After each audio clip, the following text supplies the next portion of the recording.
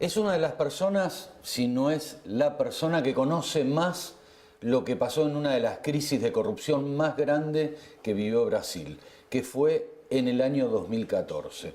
Entonces vale comparar todo esto, ¿no? Lo que pasó Brasil, compararlo con lo nuestro. Los procesos judiciales son los mismos los que se viven en Brasil a los que se viven en nuestro país.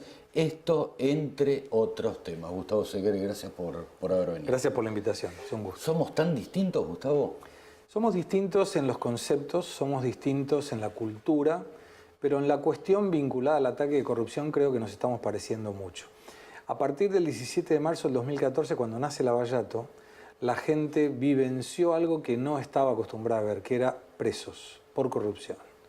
Y a partir de una legislación que surge por la presión popular, me refiero a la ley del arrepentido y la ley de extensión de dominio, que promulga Dilma Rousseff en el 2013, el juez Sergio Moro, con voluntad de tomar estas leyes, empieza a hacer la investigación de Lavallato. Y así, entre números redondos, tenemos 175 arrepentidos, 135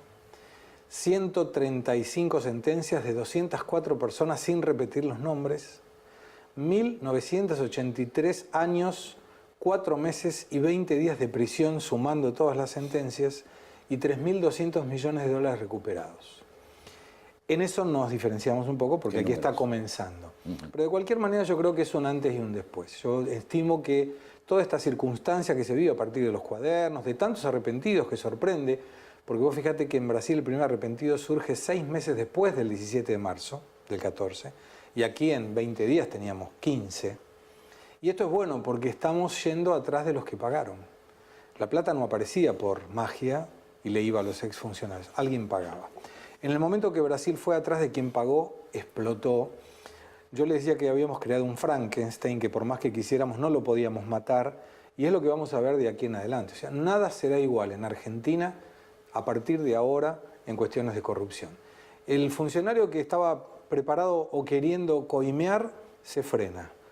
El empresario que quería pagar se frena. Y esto es bueno para todo el mundo. Y si empezamos a ver gente cada vez más arriba, como estamos viendo, ministros, secretarios, que van presos y empresarios que van a ir presos porque el tema de arrepentirse no los exime de prisión, claro, sino que los exime en este momento de la instrucción. Después va a juicio oral y después irá a la cárcel. Yo creo que nos debe dar mucha esperanza. Gustavo, ¿por qué por qué pensamos acá en dólares y en Brasil no? O sea, un tema que, de acuerdo a lo que estamos viviendo hoy por hoy en nuestro país, ¿no? Tiene una explicación bastante simple. A ver. En Argentina recuerdo hasta dónde estaba ese día que escuché a un señor ministro de Economía que se llamaba Sigó, que dijo: el que apuesta al dólar pierde.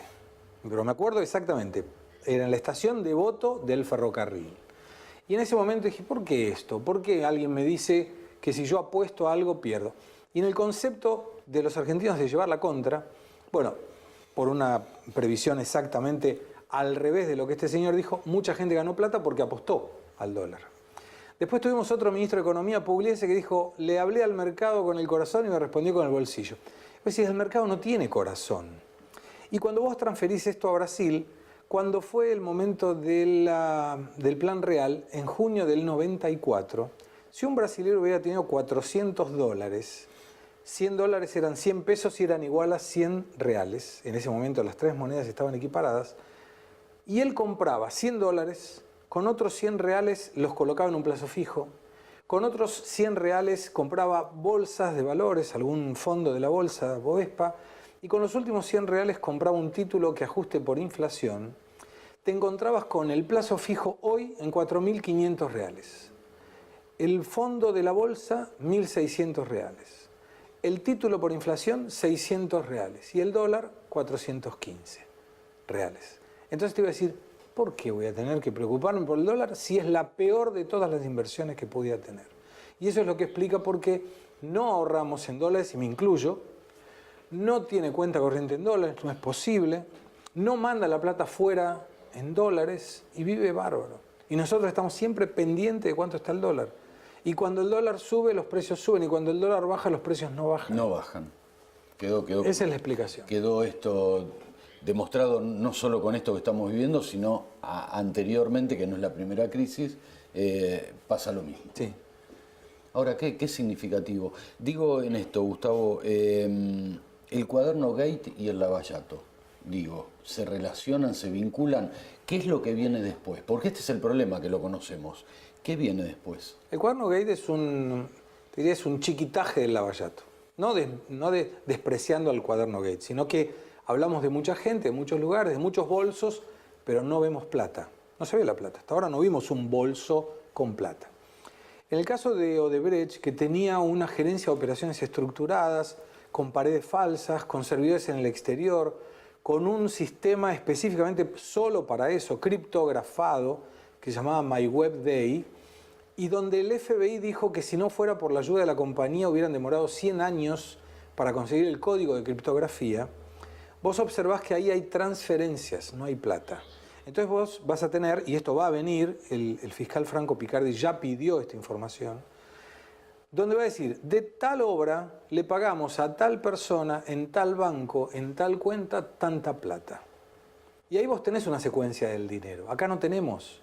O sea, está claro que al haber arrepentidos que dicen, sí, efectivamente, vino barata y yo le pagué, a relevo de pruebas, o a confesión de pruebas, a confesión de delito, relevo de pruebas. Entonces, esa situación es diferente porque vamos a tener un seguimiento de dónde fue la plata y para quién y por qué.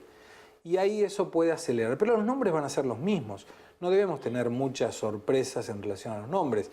Está vinculado en la causa Debido, Barata, El Corcho Rodríguez, López, Manuel Vázquez, son los mismos. Lo hablábamos fuera del aire, Gustavo. En Brasil lo ves después de 2 años el proceso y fue positivo. Sí. Por la credibilidad, diríamos, ¿no?, de los ciudadanos. ¿En nuestro país podrá llegar a pasar lo mismo? Yo no tengo dudas que sí, no obstante que creo que el sistema de elección argentino de alguna manera conspira contra sacarnos a los corruptos del medio. ¿Por qué?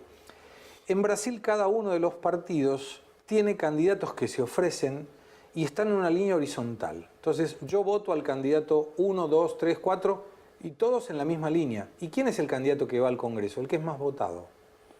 De toda la lista de candidatos, el que es más votado horizontalmente es el que va al Congreso. Aquí nosotros tenemos lista sábana, con lo cual si a mí me interesa que vaya al cuarto, tengo que votar al primero. Pero yo no quiero al primero, pero lo tengo que votar igual.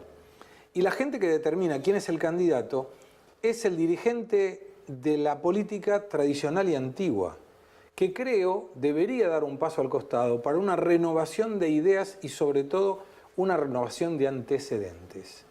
Claramente hay mucha gente que no tiene nada que ver con la corrupción, pero hoy la sociedad política está sospechada. Entonces, una de las oportunidades, por ejemplo, sería tramitar un proyecto como la ficha limpia, que impide que Lula vaya candidato. ¿Y por qué esto? Se juntaron 2.600.000 personas en firma, fue al Congreso por unanimidad, diputados y senadores aprobaron y Lula promulgó.